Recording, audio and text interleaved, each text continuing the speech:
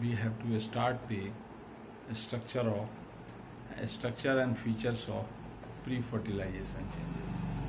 Pre-fertilisation change में क्या क्या होता है हमें उनके बारे में देखना है। प्री-फर्टिलाइजेशन चेंज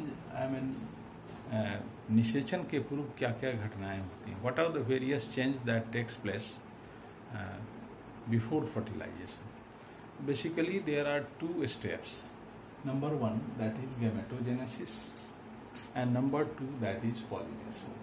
गैमेटोजेनेसिस को हम लोग हिंदी में युग्मक जनन भी कहते हैं और पॉलिनेशन को हम लोग परागन कहते हैं। Gametogenesis is such type of process by which formation of male gamete takes place in microsporogenesis process, and formation of female gamete takes place through megasporogenesis process.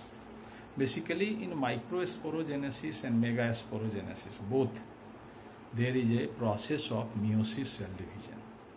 Basically, meiosis cell division perform male gamete as well as female gamete.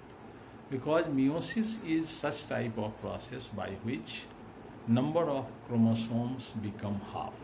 I mean, there is the formation of haploid structure, haploid gamete, which have half number of chromosomes. तो ये gametogenesis की क्रिया यहाँ होती है। अब देखें, gametogenesis दो तरह के हैं। एक जो मेल में होता है दैट इज कॉल्ड माइक्रोस्पोरोजेनेसिस, इसको नर युग्मक जनन कहते हैं, एंड अनदर इज मेगास्पोरोजेनेसिस, इसको मादा युग्मक जनन कहते हैं। किसी भी मैच्योर फ्लावर में ये दोनों ही जो बाइसेक्सुअल फ्लावर है, in that very flower both the process takes place. I mean microsporogenesis in the male reproductive part of flower और megasporogenesis in the female reproductive part of flower. Male reproductive part of flower is the anther, जिसको हम लोगों ने एंड्रोइसियम भी कहा है। उसमें हमने पिछले वीडियो क्लिप में देखा कि उसके तीन बेसिक पार्ट हैं। एक है फिलामेंट, एक है बाइलोब्ड स्ट्रक्चर और that is called pollen sac, and inside the pollen sac there was the pollen grain. Basically उसी pollen grain में फर्दर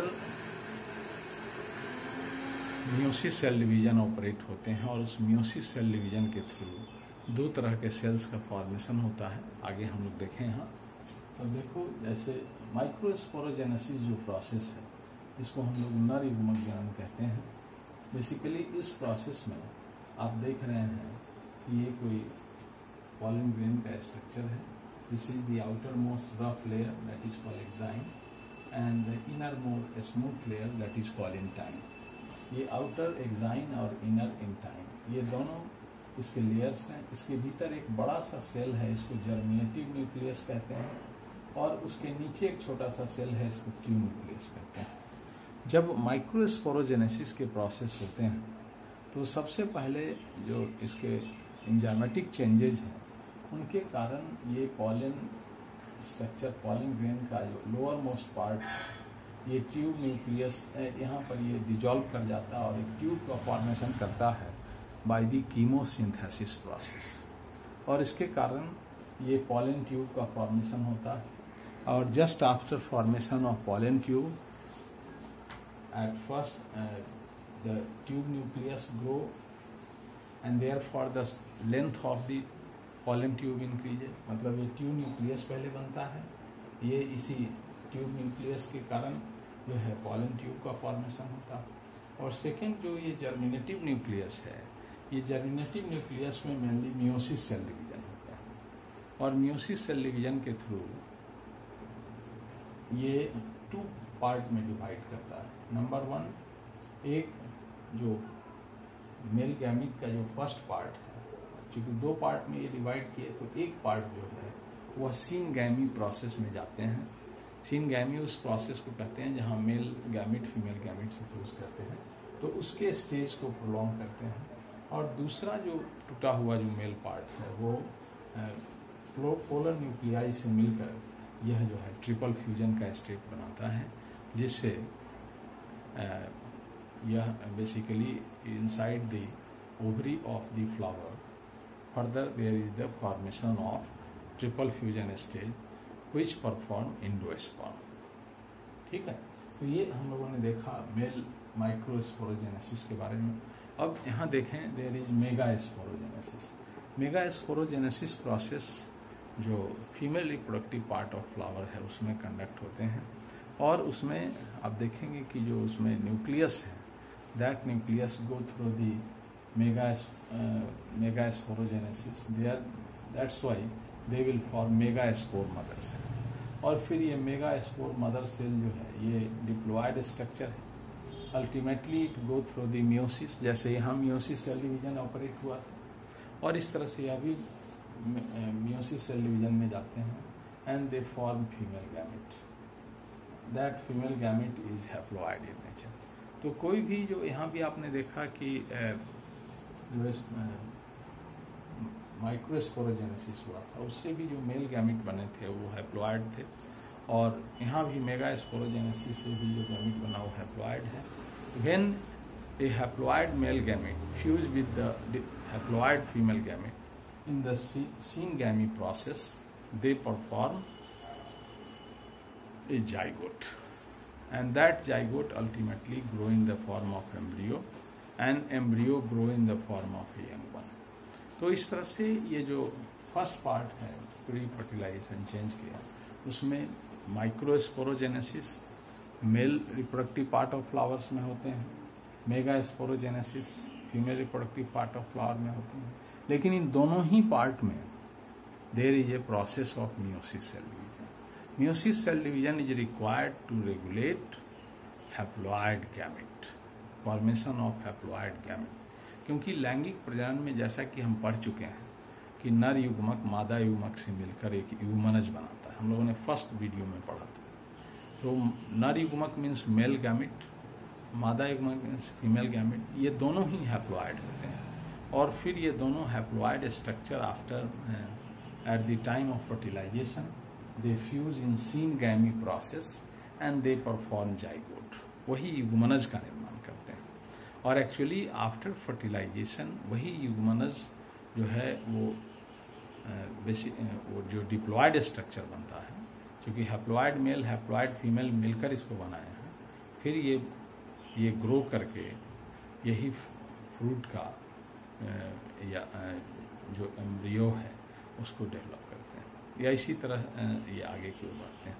तो इस तरह से मेगास्पोरोजेनेसिस माइक्रोस्पोरोजेनेसिस की जो स्टेप्स हैं उसको हम लोगों ने देखा कि किस तरह से डिप्लॉयड न्यूक्लियाई टूटता है और हैप्लॉयड मेगास्पोर्स बनते हैं। और मेगास्पोरोजेनेसिस में उसको हम लोग मेगास्पोर मदर सेल कहते हैं, और इस तरह से ये परफॉर्म होते हैं। ये आप देख रहे हैं ये फीमेल पार्ट ऑफ फ्लावर है, जहाँ आप देख रहे हैं ये अपर पार्ट को स्टिग्मा कहते हैं, फिर इसको स्टाइल कहते हैं, फिर ये फीमेल ये ओवरी है, और ओवरी के भीतर यही फीमेल गैमेट जिसका फॉर्मेशन मेगास्पोरोजेनेसिस से हुआ।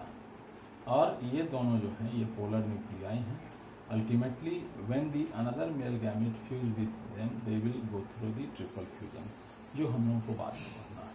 अब यहाँ एक चीज़ों को देखना है कि on the basis of carpel, on the basis of carpel